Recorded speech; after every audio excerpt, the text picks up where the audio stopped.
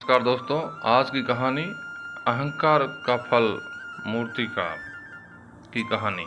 एक समय की बात है, एक गांव में एक मूर्तिकार रहता था। मूर्ति कला के प्रति अत्यधिक प्रेम के कारण उसने अपना संपूर्ण जीवन मूर्ति कला को समर्पित कर दिया था। परिणामत वह इतना पारंगत हो गया था कि उसकी बनाई हर मूर्ति जीवित प्रतीत होती थी। उसकी बनाई मूर्तियों को देखने वाला उसकी कला की भूरी भूरी प्रशंसा करता था। उसकी कला के चर्चे उसके गांव में ही नहीं बल्कि दूर दूर के नगर और गांव में होने लगे थे। ऐसी स्थिति में जैसा सामान्यता होता है वैसा ही मूर्तिकार के साथ भी हुआ। उसके भीतर अहंकार की भावना जागृत हो गई।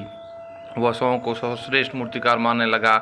उम्र बढ़ने के साथ जब उसका अंत समय निकट आने लगा तो वह मृत्यु से बचने के लिए युक्ति सोचने लगा। वह किसी भी स्वयं को यमदूत की दृष्टि से बचना चाहता था ताकि वह उनके प्राण न हर सके। उसके एक युक्ति सूझी ही गई। उसने अपने बेमिसाल मूर्ति कला का प्रदर्शन करते हुए 10 मूर्तियों का निर्माण किया। वह सभी मूर्तियां दिखने में हूबहू उसके सब समान थी। निर्मित होने के पश्चात सभी मूर्तियां जीवित प्रतीत होने लगी कि मूर्तियों और मूर्तिकार में कोई अंतर न रहने मूर्तिकार ने उन मूर्तियों के मध्य जाकर बैठ गया।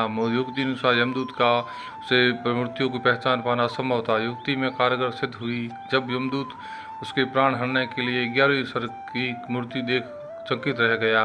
वह उन मूर्तियों के अंदर कर पाने में असमर्थ था, किंतु उसे ज्ञात था कि उन्हीं मूर्तियों के मध्य मूर्तिकार छुपा हुआ बैठा है। मूर्तिकार के प्राण हरने के लिए उसकी पहचान आवश्यक थी। उसके प्राण न हार पाने से अर्थ था प्रकृति का नियम का विरुद्ध जाना। प्रकृति के नियम के अनुसार मूर्तिकार का अंत समय आ चुका था। मूर्तिकार की पहचान करने यमदूत हर मूर्ति को तोड़कर देख सकता था, किंतु वह कला का अपमान नहीं करना चाहता था। इसीलिए इस समस्या का उसने एक अलग ही तोड़ निकाला। उसे मूर्तिकार को अहंकार का बोध था।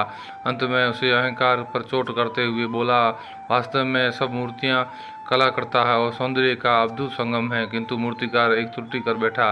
यदि वो मेरे सम्मुख होता तो मैं उसे उस त्रुटि को अवगत करा पाता।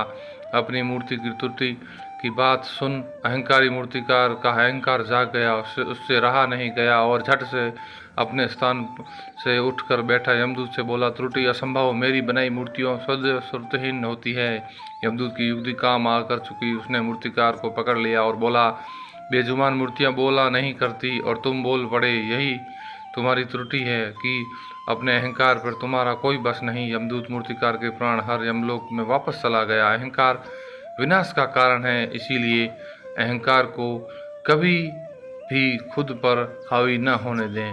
धन्यवाद। आपको कहानी कैसी लगी जरूर बताएं।